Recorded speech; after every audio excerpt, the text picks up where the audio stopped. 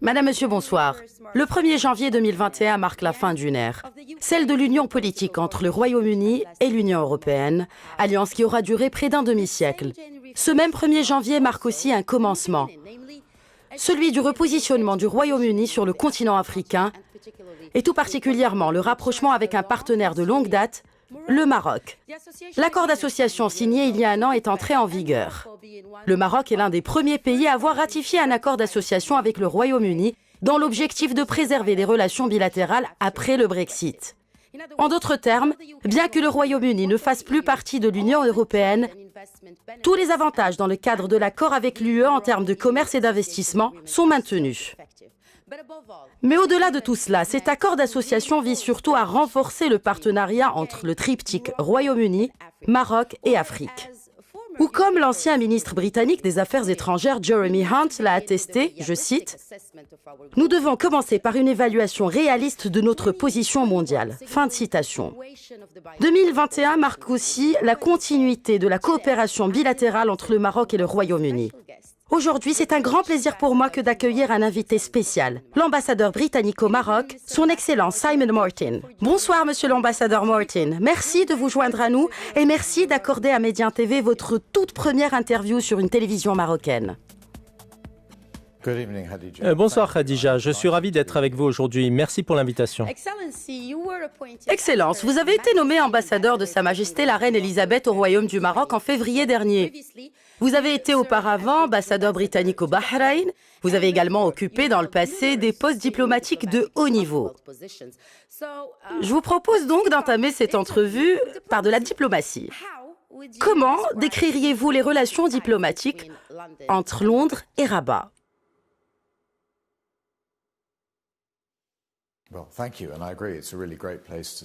Merci. Effectivement, c'est un point important pour commencer notre discussion. Oui, je suis d'accord que c'est une très bonne étape qui commence.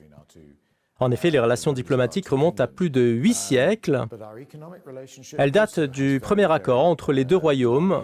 De même, les relations économiques entre les deux pays jouissent d'une très longue histoire. En fait, le premier accord commercial a été signé entre les deux royaumes il y a 300 ans, en 1721. Cet accord a donné naissance à des relations commerciales florissantes.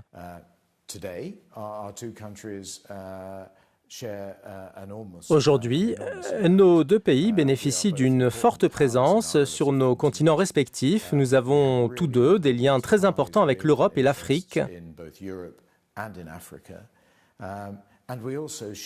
Et nous partageons également une orientation atlantique très importante. Il y a tant à faire entre nous. Cependant, je pense qu'il est également vrai de dire qu'au cours des dernières décennies, nous n'avons pas mis notre relation à son plein potentiel. Et c'est pourquoi, sous le leadership inspirant de Sa Majesté le Roi et de notre Premier ministre Boris Johnson, en tant que secrétaire d'État aux Affaires étrangères, et maintenant sous celui de nos ministres des Affaires étrangères, Nasser Bourita et Dominique Raab, nous avons lancé un nouveau processus conçu pour porter notre relation à un niveau supérieur, à un niveau stratégique couvrant de nombreux et différents domaines.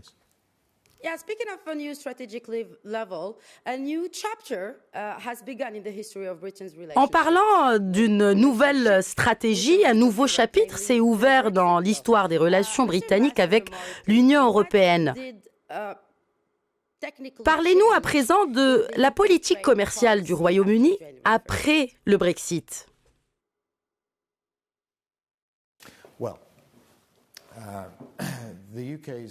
La sortie du Royaume-Uni de l'Union européenne a été pour mon gouvernement une occasion à la fois de retrouver sa souveraineté en tant que nation indépendante,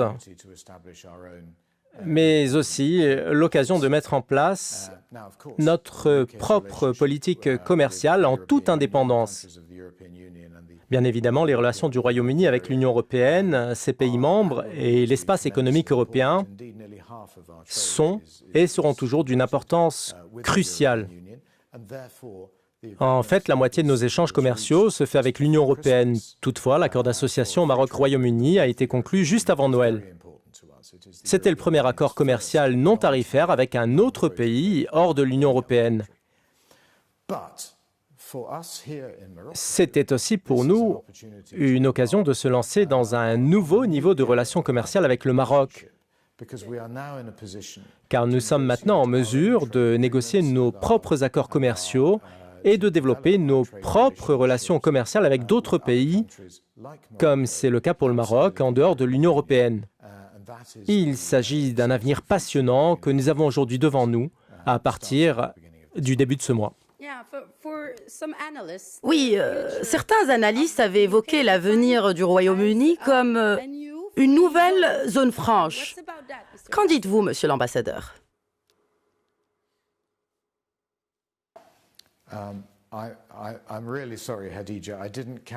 Pardon, Khadija, je n'ai pas bien compris votre question, je suis désolé.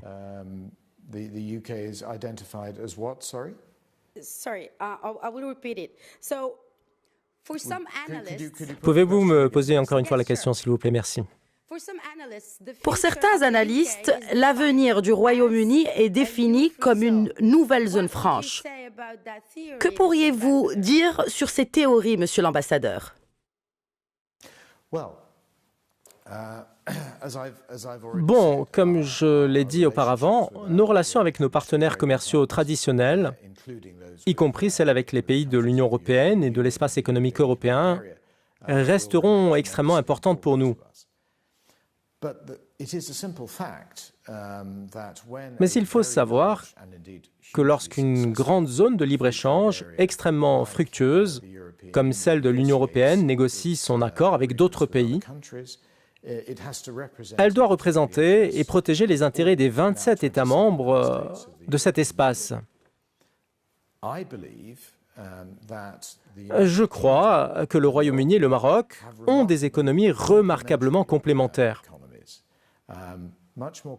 Beaucoup plus complémentaires, pourrait-on dire, que la moyenne des pays de l'Union européenne avec le Maroc à son accord de libre-échange et que désormais, nous sommes en mesure de profiter plus largement. Les gouvernements britanniques et marocains peuvent collaborer ensemble pour identifier les moyens de développer leur tissu économique d'une manière moins coûteuse que nous pouvions le faire auparavant. Ceci est l'approche du gouvernement britannique qui entend tirer avantage de cette nouvelle indépendance en tant que nation commerçante pour identifier des moyens et des avantages mutuels avec d'importants partenaires commerciaux comme le Maroc. Nous y reviendrons, surtout sur les moyens et sur la stratégie que le gouvernement britannique pourrait mettre en place pour augmenter les échanges commerciaux avec le Maroc. Donc cela était l'une des raisons. Parlez-nous à présent des résultats, monsieur l'ambassadeur, d'autres résultats de cet accord sur les échanges commerciaux entre les deux partenaires, marocains et britanniques.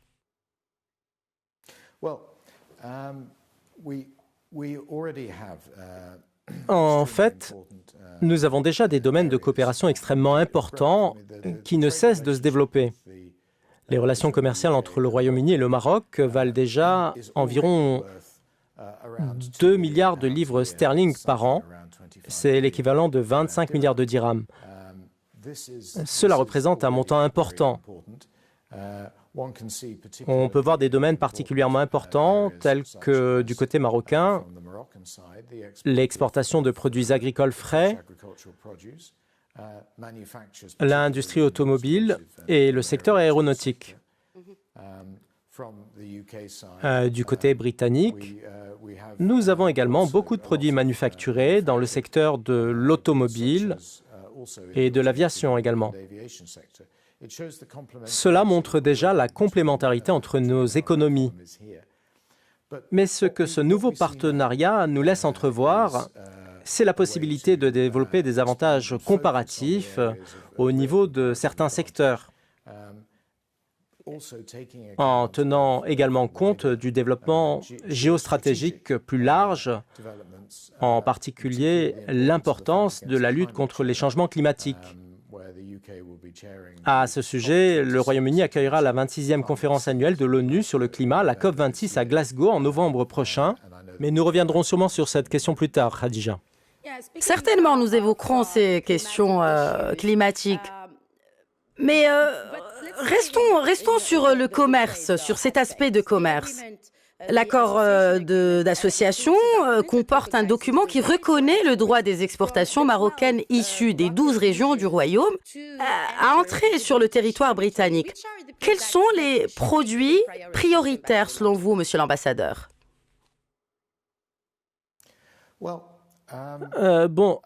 Je pense que nos deux gouvernements conviennent que nous devrions encourager et faciliter le commerce et l'investissement.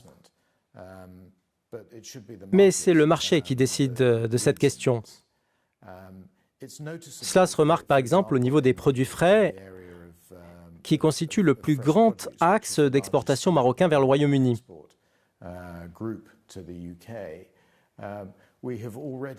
Nous avons déjà conclu l'accord d'association qui reproduit largement l'accord d'association du Maroc avec l'Union européenne.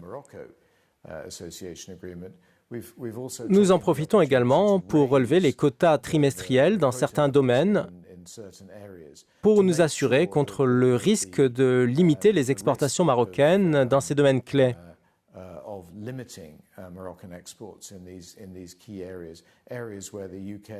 Domaine où le Royaume-Uni est très désireux d'importer des produits marocains frais et de qualité, et nous pouvons donc facilement dire comment cela pourra être développé au fil du temps. Mais nous cherchons également des moyens qui permettent à nos économies mutuellement compatibles de tirer plus de valeur ajoutée les unes des autres. Le Royaume-Uni, par exemple, possède une grande expertise dans le secteur du textile et de l'habillement. Déjà, au XIXe siècle, le Royaume-Uni était le plus grand partenaire commercial du Maroc. Le Royaume était également une énorme usine de vêtements pour le monde entier. Mais cela a changé au fil du temps et les avantages comparatifs ont changé car les producteurs à bas prix ont surgi de par le monde et le Royaume-Uni a donc transformé ces secteurs du commerce et de la production. Et je suis heureux de dire qu'avec le nouveau coronavirus, nous avons pu répondre à la demande du secteur marocain du textile pour l'aider grâce à nos conseils techniques.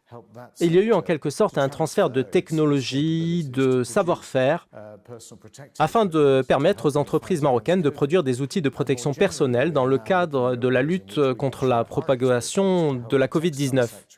Et nous cherchons aujourd'hui donc les moyens de partager notre expertise avec le secteur textile au Maroc, qui enregistre une augmentation de ses exportations vers le Royaume-Uni, vers les entreprises et le marché britannique.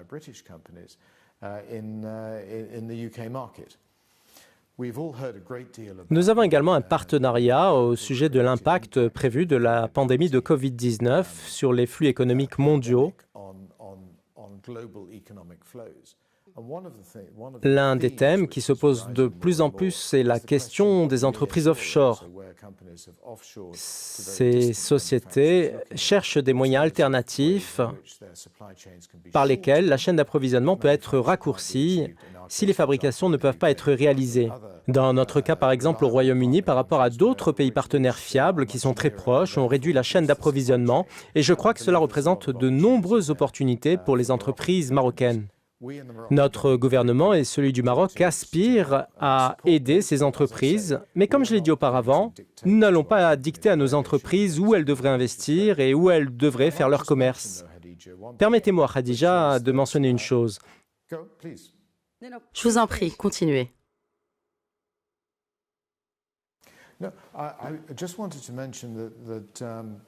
En fait, j'attends avec impatience l'arrivée de mon nouvel homologue marocain,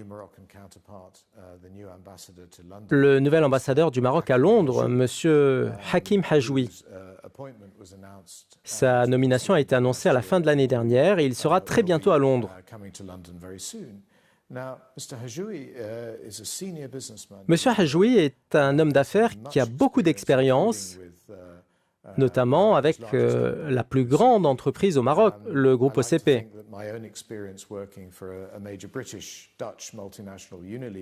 Et j'ajoute aussi que ma propre expérience au service d'une grande multinationale britannique, hollandaise, ici en Afrique, était également derrière ma nomination au Maroc. Dans la même veine, les deux gouvernements ambitionnent de se concentrer sur le développement de leurs relations commerciales et économiques à travers la diplomatie. Certainement, comme vous venez de le mentionner, Monsieur l'ambassadeur, le monde post-Brexit et post-Covid implique une révision des chaînes de valeur de manière à les rendre plus rentables, durables, sans rupture et transparentes, sans oublier une main-d'œuvre qualifiée. Et le Royaume du Maroc offre des solutions adaptées à ces exigences. Pensez-vous que cela peut influencer les investissements vers le Maroc? Et aussi, comme vous avez certainement remarqué, les investissements directs étrangers dans les provinces du Sud connaissent un engouement sans précédent. Comment le Royaume-Uni envisage de s'y positionner?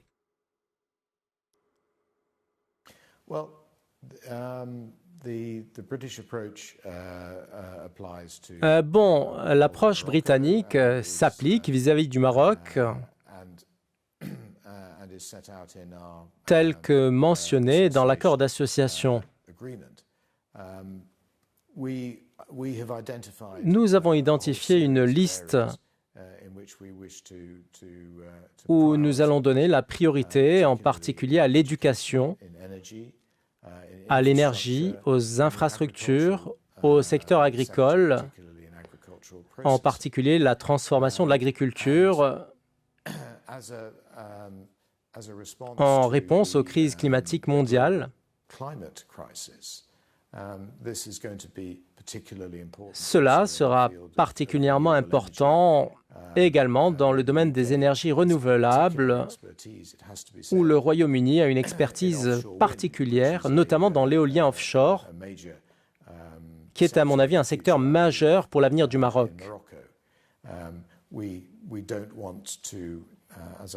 Comme je l'ai dit auparavant, nous ne voulons pas dicter à nos entreprises où investir, nous voulons juste faciliter l'investissement.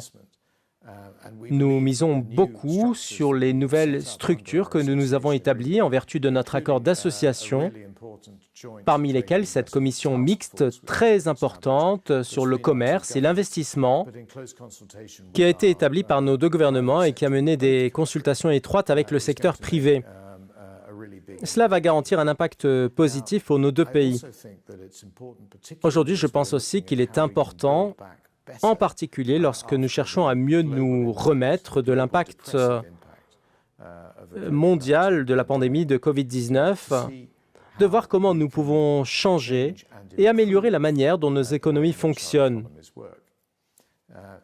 La technologie est vraiment importante sur ce point et il ne s'agit pas seulement d'un seul type de technologie. Nous devons investir dans les technologies éducatives, sur de nouvelles façons d'apprendre, l'agritech, la fintech, qui nous aideront en fait à franchir un certain nombre d'étapes afin de développer nos produits, en particulier pour les petites entreprises, pour les aider à se développer et à se remettre de la pandémie de Covid-19. Ces domaines offrent en fait de grandes opportunités pour les entreprises britanniques au Maroc, mais c'est aussi une façon d'envisager le partenariat entre les entreprises britanniques et marocaines qui aideront dans ces domaines au développement au niveau de tout le continent africain. Certains observateurs préfèrent appeler ce concept la co-industrialisation. Pensez-vous qu'il s'agit de ce genre de lien qui pourrait rapprocher davantage, comme vous le mentionniez, les secteurs privés marocains et britanniques? Oui, je le crois vraiment. Si nous regardons par exemple les relations commerciales et d'investissement avec d'autres pays africains au cours du dernier demi-siècle, nous verrons qu'il existe une présence marocaine énorme est croissante sur tout le continent africain.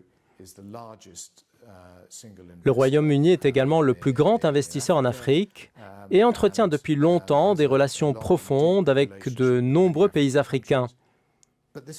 Mais c'est aussi une opportunité de synergie entre nos deux pays. Le Royaume-Uni reconnaît non seulement le rôle vraiment important que l'Afrique jouera dans l'économie à l'avenir. Nous estimons que dans les 20 prochaines années, la moitié de la population active mondiale sera en Afrique. C'est un chiffre très significatif et c'est pourquoi c'est si important que le Maroc se considère comme une porte d'entrée pour le continent africain. D'ailleurs, le Royaume-Uni en est bien conscient.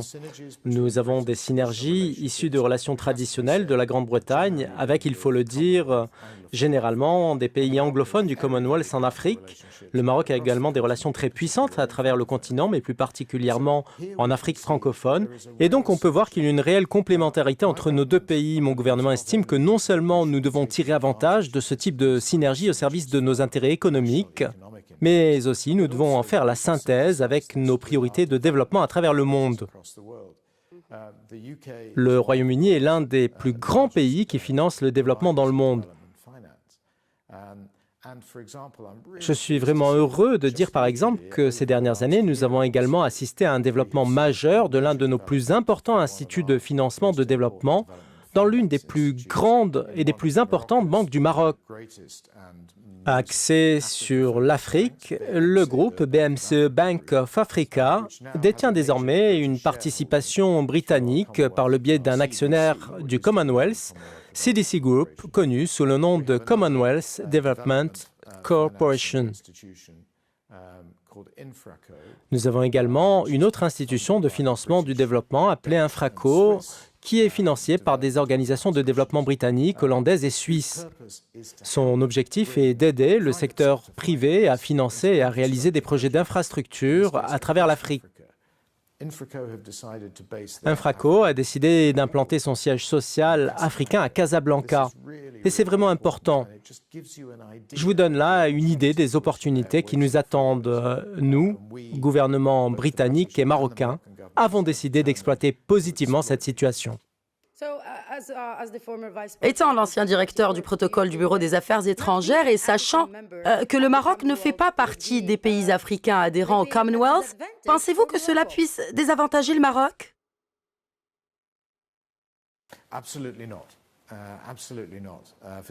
Non, absolument pas, pour deux raisons. L'une est que le Commonwealth est une organisation de pays qui se partagent un grand héritage en termes d'histoire et de langue et trouvent des moyens de collaborer ensemble. Mais c'est une organisation intergouvernementale extrêmement ouverte qui rassemble des pays partageant les mêmes intérêts et créant une coopération importante avec d'autres pays et d'autres régions.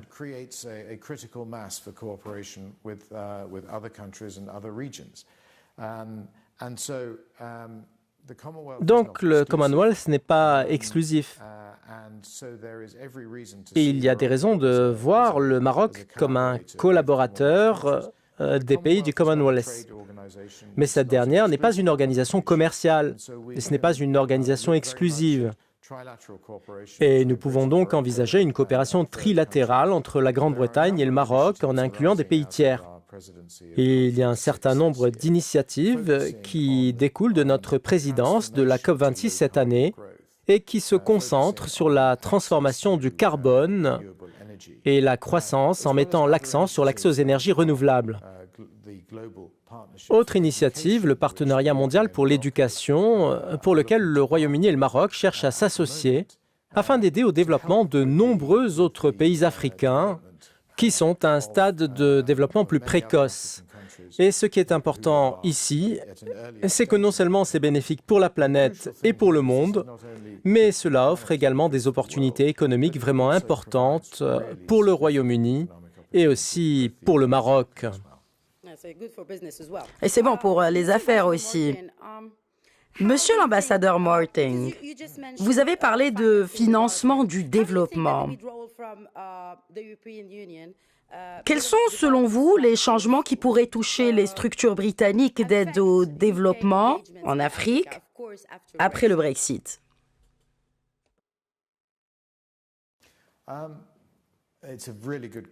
C'est une très bonne question, Khadija, parce que la partie la plus significative du financement du développement du Royaume-Uni se faisait jusqu'à présent à travers des programmes de développement de l'Union européenne.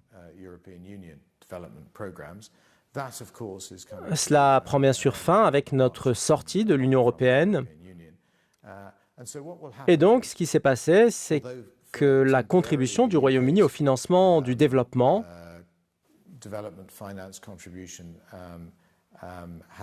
a été temporairement quelque peu réduite. Nous restons l'un des plus grands contributeurs au financement du développement au niveau mondial.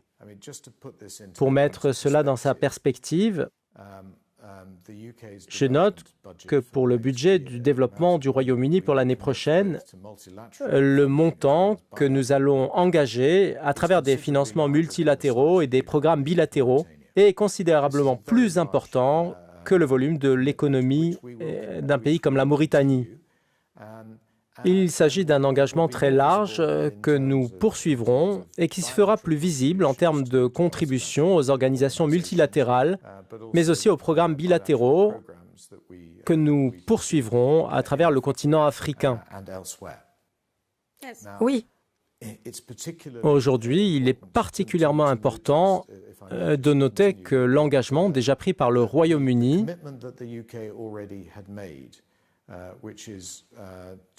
qui porte sur 22 milliards de livres sterling au cours des 5 prochaines années pour la recherche et le développement et la lutte contre le changement climatique sera maintenu.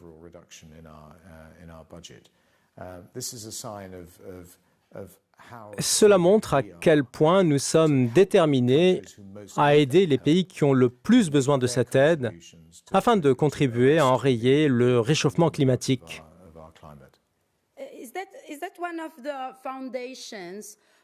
Est-ce là l'une des bases du repositionnement stratégique du Royaume-Uni en Afrique?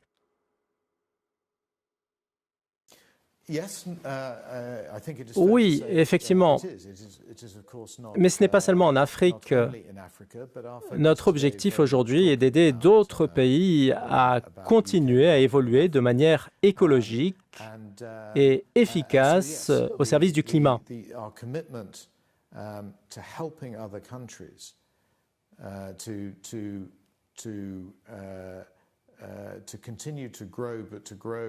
In a green and climate efficient way is one of the cornerstones of our development. Cela constitue en fait la pierre angulaire de notre politique de développement et continuera de l'être.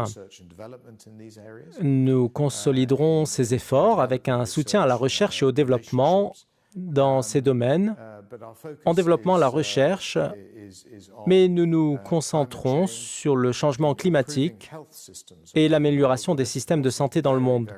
Cela est bien sûr pertinent avec la pandémie actuelle où le Royaume-Uni a engagé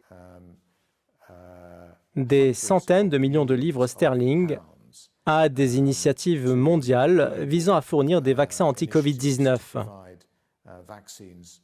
Mais aussi pour d'autres maladies qui affectent le monde.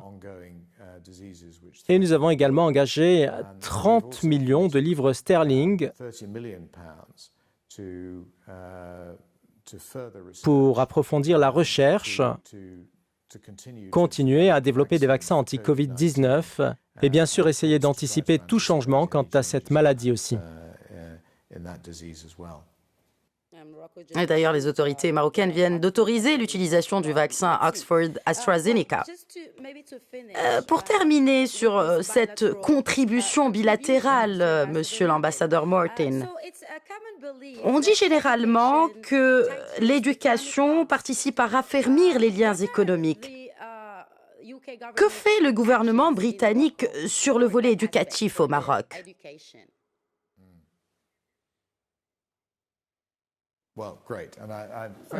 Très bien, merci d'avoir posé une telle question. C'est une excellente façon de terminer notre entretien. Bien évidemment, l'éducation est d'une importance vitale pour nos sociétés et bien sûr pour l'avenir de nos pays et de nos économies. Le Royaume-Uni est déjà un partenaire important dans le domaine de l'éducation, mais il n'est pas encore vraiment aussi présent au Maroc tel que je le souhaiterais.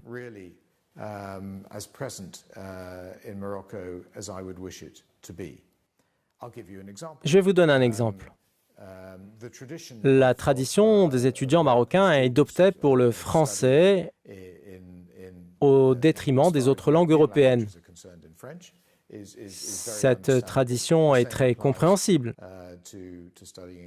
Il en va de même pour les études en anglais dans de nombreux pays du Commonwealth. Et il y a 40 000 étudiants marocains qui poursuivent leurs études actuellement en France.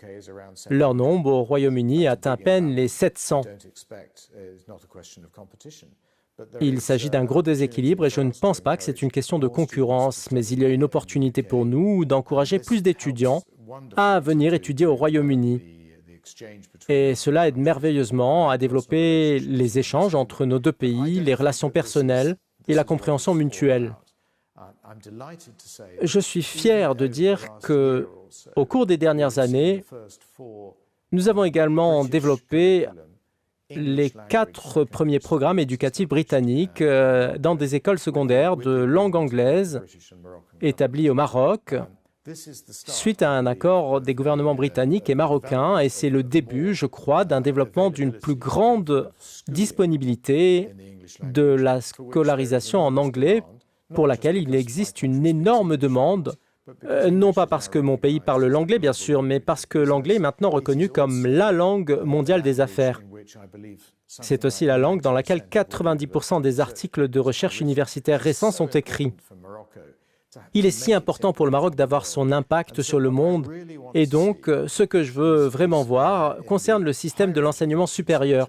Je veux voir un nombre croissant d'étudiants marocains aller étudier au Royaume-Uni. Ce sera toujours bien sûr une minorité, mais c'est l'occasion pour nous de voir si nous pouvons créer plus de relations entre les universités britanniques et marocaines, afin que l'enseignement universitaire britannique soit plus accessible, espérons-le, ici au Maroc, aux étudiants marocains. Cela aidera, avec la politique étatique du gouvernement marocain, à introduire plus d'enseignement de la langue anglaise dans le système éducatif public, en particulier dans les universités et pour les raisons que j'ai données auparavant. La portée mondiale de la langue anglaise sera bénéfique pour l'économie marocaine. Je dois dire encore une fois qu'il ne s'agit pas d'une compétition linguistique. Il y a tant de place pour l'enseignement dans de nombreuses langues et surtout qu'ici on parle de l'anglais et du français. Ce n'est pas ça la question. La question exige un esprit ouvert des étudiants marocains pour être plus mobiles dans le monde et également pour les entreprises marocaines qui aspirent à se développer pour pouvoir coopérer à l'international. Je pense que c'est vraiment important et c'est l'un des points où je dois dire que je crois que mon pays et son économie peuvent offrir plein d'avantages au Maroc. Excellence, Monsieur l'ambassadeur Martin. Si vous n'avez rien à ajouter, je souhaiterais vous remercier d'avoir été avec nous aujourd'hui sur Médian TV. C'était un réel plaisir de vous avoir avec nous. Et permettez-moi également de vous souhaiter plein succès pour le reste de votre mission ici au Maroc, qui sera certainement une réussite. Merci, Monsieur l'ambassadeur Martin. Merci infiniment, Khadija. Je suis un diplomate et les diplomates ont toujours quelque chose à dire. C'est vraiment un honneur et un privilège pour moi d'être l'ambassadeur britannique au Royaume du Maroc. Et c'est aussi un honneur pour moi d'être ici. C'est une période tellement passionnante pour notre relation et je suis déterminé à voir notre relation évoluer vers des avantages mutuels pour nos deux pays au cours des prochaines années. Merci beaucoup. Merci, Monsieur l'ambassadeur Martin. Merci à tous d'avoir été avec nous ce soir. C'était l'invité spécial de Média TV, Son Excellence, Monsieur l'ambassadeur Simon Martin, l'ambassadeur britannique au Maroc. Merci.